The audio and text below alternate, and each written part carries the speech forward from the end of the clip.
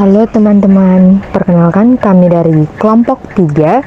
Di sini kami beranggotakan yang pertama Anaya Plida Simarmata, yang kedua Joanna Melita Purba, yang ketiga Rizka Putri Vanessa Mbate, yang keempat Gisela Indri Silalahi, yang kelima Evelyn Melania. Nah, di sini kami akan membahas mengenai transformasi, geometri, rotasi, dan dilatasi. Supaya kita makin paham dengan materi tersebut, berikut adalah video penjelasannya. Yang pertama, kita akan menjelaskan mengenai dilatasi. Apa itu dilatasi? Dilatasi, yang artinya perkalian itu, adalah proses mengubah ukuran suatu bangun dengan faktor skala tertentu. Jadi, dengan dilatasi, suatu bangun bisa mengalami pembesaran atau pengecilan ukuran. Untuk menemukan dilatasi, perlu ada faktor skala, yaitu ukuran pembesaran atau pengecilan dari bangun aslinya, dan juga pusat dilatasi. Kali ini kita bahas pusat dilatasinya, titik O atau 0,0 ya. Cara melakukan dilatasi terhadap titik X, Y dengan faktor skala K dan pusat dilatasi 0,0 itu sangatlah mudah. Kita tinggal mengalihkan faktor skalanya dengan absis dan koordinat titik yang akan didilatasi menjadi KX, KY. Oke, kita simak penjelasan berikut ini ya. Misalnya, ada persegi panjang ABCD akan didilatasi dengan faktor skala 2 dan pusat 0,0. Sekarang kita cari hasil dilatasinya dengan mengalihkan setiap titik sudut dengan faktor skalanya. Titik A 0,0 kita kalikan dengan 2, hasilnya tetap 0,0 ya. Sehingga titik A aksennya pun tidak berubah. Titik B 0,2 kita kali 2, hasilnya adalah titik B aksen 0,4. Kemudian titik C 4,2 kita kalikan dengan 2, hasilnya menjadi titik C aksen 8,4. Terakhir, titik D 4,0 hasil dilatasinya adalah D aksen 8,0. Selanjutnya kita hubungkan keempat titik ini dan jadilah persegi panjang hasil dilatasinya. Nah, biar lebih jelas, kita pisahkan persegi panjang ABCD dan bayangannya. Seperti ini ya. Kita perhatikan lebar persegi panjang ABCD adalah 2 satuan. Setelah dilatasi, lebarnya menjadi 4 satuan. Begitu juga dengan panjangnya. Awalnya panjang bangun ABCD ini adalah 4 satuan. Setelah dilakukan dilatasi, panjangnya menjadi 8 satuan. Dari sini sudah terlihat jelas bukan hubungan antara ukuran bangun sebelum dan setelah dilatasi dengan hasil perkalian titik dan faktor skalanya. Sama saja kan ya, yaitu 2 kalinya. Contoh ya, diketahui segitiga PQR memiliki titik-titik sudut P 1,2, Q 4,2, dan R 1,4. Gambarlah hasil dilatasi dari segitiga PQR dengan pusat 0,0 dan faktor skala A 2, B minus 2, dan C setengah. Untuk faktor skala 2, berarti titik sudutnya kita kalikan dengan 2. Sehingga titik P 1,2 menjadi P aksen 2,4. Titik Q 4,2 menjadi Q aksen 8,4 dan titik R 1,4 menjadi R aksen 2,8. Kita hubungkan ketiga titiknya dan jadilah segitiga P aksen, Q aksen, dan R aksen. Ini sebagai hasil dilatasinya. Kemudian, untuk faktor skala negatif 2, artinya kita kalikan titiknya dengan negatif 2. Titik P 1,2 dikalikan negatif 2 menjadi negatif 2, negatif 4. Titik Q 4,2 menjadi negatif 8, negatif 4. Dan titik R 1,4 menjadi negatif 2, negatif 8. Kita hubungkan lagi titiknya. Nah, beginilah hasil dilatasi segitiga PQR dengan faktor skala negatif 2. Lanjut, untuk faktor skala 1/2, kita kalikan titiknya dengan 1/2. Titik P 1,2 dikalikan 1/2 menjadi 1/2,1. Titik Q 4,2 menjadi 2,1 dan titik R 1,4 menjadi 1/2,2. Wah, jadi kecil ya ukuran segitiganya.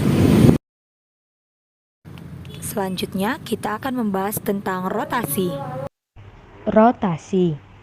Berbicara tentang rotasi, pastinya tidak akan lepas dari yang namanya sudut rotasi, arah rotasi, dan titik pusat rotasinya. Suatu benda dapat dirotasikan dengan sudut mulai dari 0 derajat hingga 360 derajat. Namun, saat ini kita akan mempelajari rotasi dengan sudut-sudut istimewa, yaitu 90 derajat, 180 derajat, 270 derajat, dan 360 derajat. Untuk arah rotasi bisa searah dengan jarum jam atau berlawanan jarum jam. Jika berlawanan jarum jam, maka arah rotasinya bernilai positif. Tapi jika searah jarum jam, maka arah rotasinya bernilai negatif. Rotasi dapat dilakukan jika ada titik pusat rotasi XY. Namun, jika pusat rotasi tidak ditentukan, artinya titik pusat rotasi tersebut adalah titik asal O0,0. Sekarang gimana caranya merotasikan sebuah titik? Misalnya, kita akan merotasikan titik A 3,2, titik O 0,0, dan berlawanan arah jarum jam. Kita mau mencari hasil rotasinya dengan sudut-sudut istimewa, yaitu 90 derajat, 180 derajat, 270 derajat, 360 derajat. Oke, kita mulai merotasikan titik A dengan sudut rotasi 90 derajat. Kita gambar garis putus-putus dari titik A ke titik pusat. Setelah itu, kita putar sejauh 90 derajat ke arah kiri, karena berlawanan arah jarum jam. Kalian bisa menggunakan busur dan jangka ya untuk merotasikan ini.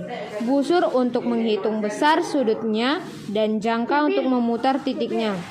Nah, setelah kita putar sejauh 90 derajat berlawanan arah jarum jam, didapatlah koordinat titik A aksennya min 2,3. Rotasi yang kedua yaitu dengan sudut sejauh 180 derajat. Sama seperti tadi, kita buat dari titik A ke titik asal dulu, kemudian kita putar titiknya menggunakan jangka dan busur sejauh 180 derajat ke arah kiri. Dan kita dapatkan titik A aksennya minus 3, minus 2. Kemudian rotasi sejauh 270 derajat dengan cara yang sama. Tinggal kita putar titiknya sejauh 270 derajat ke arah kiri. Kita peroleh titik A aksennya 2, minus 3.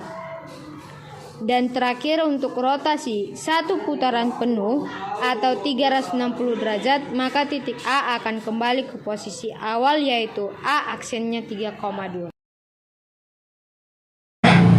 Nah, dari 4 rotasi yang sudah kita lakukan terhadap titik A, maka kita akan memperoleh kesimpulan tentang rotasi dengan pusat 0,0 dan berlawanan arah jarum jam. Untuk rotasi dengan sudut 90 derajat, kita lihat susunan angka dalam kedua koordinat ini, di mana untuk titik koordinat bayangan itu bertukar tempat antara absis dan koordinatnya. Namun, nilai absisnya jadi negatif. Sehingga kesimpulannya, jika ada titik X, Y dirotasikan sebesar 90 derajat, maka koordinat titik bayangannya menjadi negatif Y, X.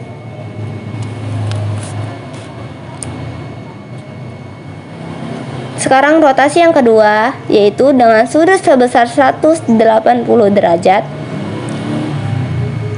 Titik bayangannya memiliki angka koordinatnya yang sama dengan titik awalnya, namun milik kedua menjadi negatif. Sehingga untuk titik X, Y yang dirotasikan sebesar 180 derajat, koordinat titik bayangannya menjadi negatif X, Y, negatif Y.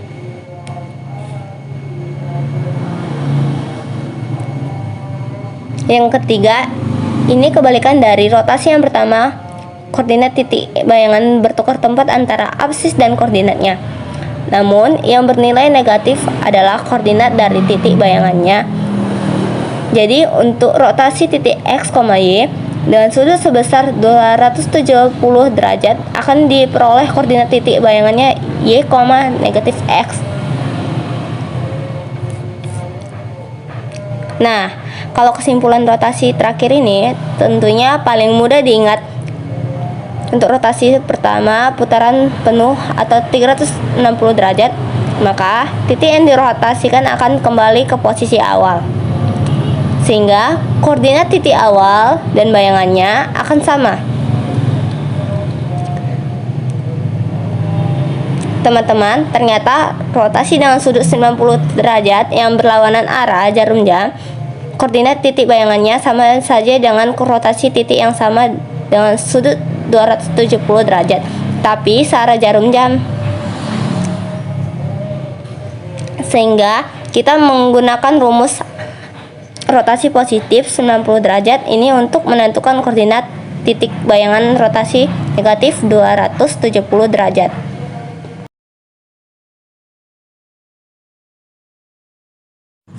Sekarang gimana dengan rotasi bangun datar? Sama saja kok dengan rotasi titik. Kita tinggal merotasikan setiap titik sudut dari bangun datar yang akan kita rotasikan. Misal, kita akan merotasikan segitiga ABC ini sejauh 90 derajat searah jarum jam. Nah, rotasi 90 derajat searah jarum jam itu sama saja artinya dengan kita merotasikan sejauh 270 derajat dengan berlawanan arah jarum jam. Sehingga kita bisa menggunakan rumus rotasi positif 270 derajat ini, yaitu koordinat titik bayangannya menjadi Y, negatif X. Mari kita mulaikan merotasikan dimulai dari titik A 1,4 koordinat. Titik bayangannya menjadi 4, negatif 1. Jika kita gambarkan, pergerakan rotasinya jadi seperti ini. Kemudian titik B 1,8, koordinat titik bayangannya itu 8, negatif 1. Gambar rotasi seperti ini. Selanjutnya titik C 5,8, koordinat titik bayangannya yaitu 8, negatif 5. Dan ini posisi titiknya setelah dirotasikan. Kita hubungkan ketiga titik bayangan ini sehingga menjadi segitiga A aksen, B aksen, C aksen yang merupakan bayangan dari segitiga ABC yang dirotasikan sejauh 90 derajat searah jarum jam terhadap titik asal 0,0. Sekian presentasi dari kelompok 3 yang bisa kami sampaikan. Jika ada kekurangan, kami mohon maaf. Semoga teman-teman bisa mengerti mengenai transformasi geometri, rotasi, dan dilatasi. Terima kasih.